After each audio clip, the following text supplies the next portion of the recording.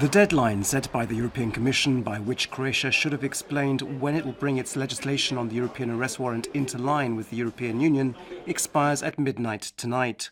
Speaking in Graz today, Prime Minister Zoran Milanovic said that Croatia was not trying to avoid the issue, but the government won't decide on that for another few weeks. The relevant minister within their duties will answer the member or members of the European Commission who sent the letter. Foreign Minister Vesna Pusic said yesterday that Croatia would comply and that the issue would be resolved in the coming weeks. Only hours before it joined the EU, Croatia adopted legislation limiting the application of the European arrest warrant to crimes committed after 2002, which has been seen in the media as an attempt to prevent the extradition of a Yugoslav-era spy wanted on murder charges in Germany. A trilateral meeting between the Prime Ministers of Austria, Slovenia and Croatia was held today. The focus of the discussion between host Werner Faymann, Slovenia's Alenka Bratušek and Croatia's Zoran Milanovic was the economy and especially the problem of youth unemployment, with Austria being highlighted as the positive example to follow.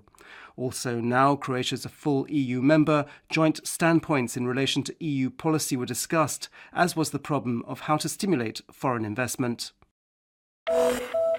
In international news, at least 30 people have been killed and more than 350 injured by two blasts in Lebanon's northern city of Tripoli.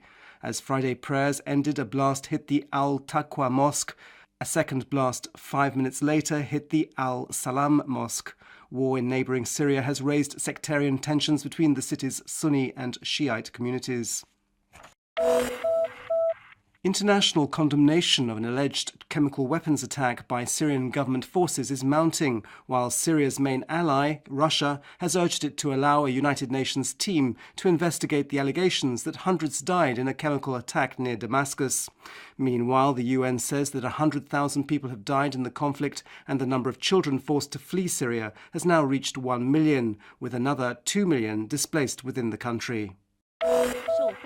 The high-profile corruption trial of former Chinese Trade Minister Bo Xilai continues. On the first day, the 64-year-old former Communist Party chief in Chongqing City rejected the bribery charges against him, claiming that he was forced to make a confession.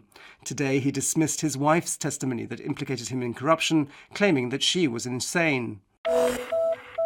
Back to Croatia, and the entire management board of Zagreb Holding, headed by CEO Ivo Čović, has been fired. The Zagreb Holding company, among other things, manages certain utilities and public transport in the Croatian capital.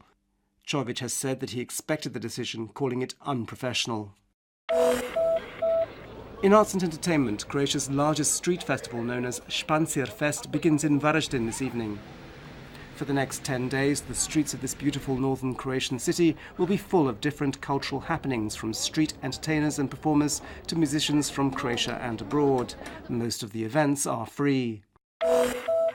And last night at the Dubrovnik Summer Festival, the internationally respected Italian cellist Enrico Dindo held a concert in the Rector's Palace atrium, accompanied by Italian pianist Monica Catarossi.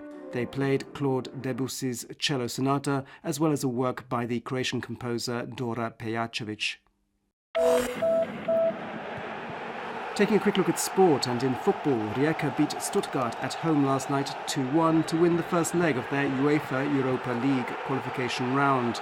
The return match will be played next Thursday. And in tennis, the US Open begins on Monday, and Croatia's Ivan Dodig will play the Spaniard Fernando Verdasco in the first round, while Donna Vekic faces the Colombian Mariana Duque Marino. Saturday's forecast calls for changeable and unstable weather. Intermittent rain and thunderstorms are expected, especially in western and higher regions. Winds will be generally weak, with a moderate southwesterly wind on the coast. Early morning temperatures of between 13 and 19 degrees Celsius inland, between 19 and 24 degrees on the coast, will give way to the day's highs of between 21 and 25 degrees inland, between 26 and 30 degrees on the coast.